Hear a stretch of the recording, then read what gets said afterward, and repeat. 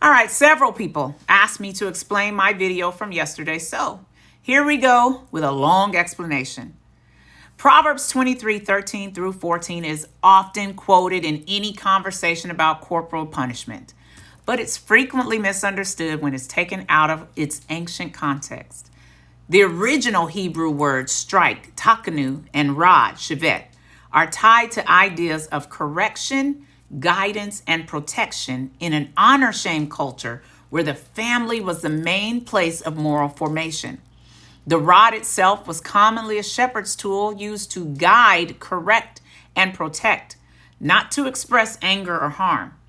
And that connects with the broader rod imagery found throughout Scripture, including the well-known line from the book of Proverbs 13:24, he who spares the rod hates his son, but he who loves him is careful to discipline him. In its original context, this isn't describing rage or abuse, but the idea that love includes correction and guidance. And that rod, it symbolized authority and training, not uncontrolled punishment. In that setting, discipline was meant to correct destructive behavior early, not to justify uncontrolled punishment. The goal was formation, not frustration.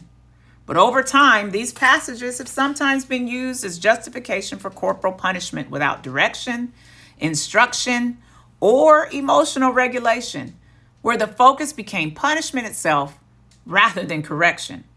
And when that happens, the original intent of the text is actually reversed.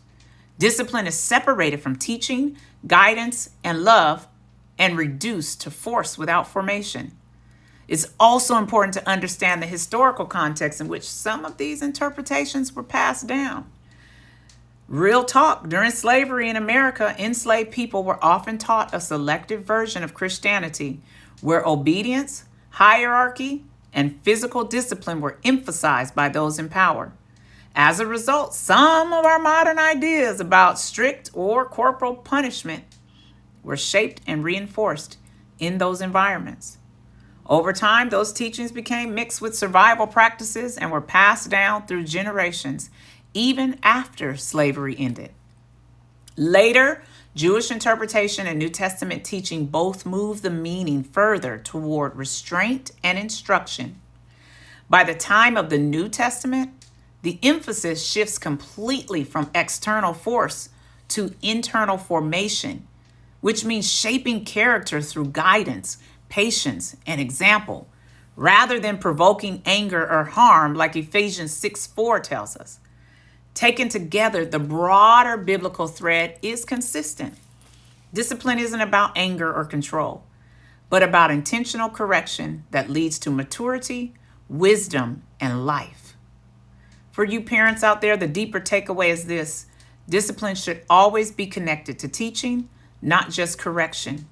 Children don't just need consequences, they need understanding, guidance, consistency, and emotional safety as they grow. Before any form of correction, it's worth asking, what am I trying to teach my child in this moment? And will they actually understand it afterward? The goal of parenting is not just to stop behavior in the moment, but to build character over time. And when discipline is done with patience, clarity, and love, it shapes a child who doesn't just fear correction, but learns wisdom.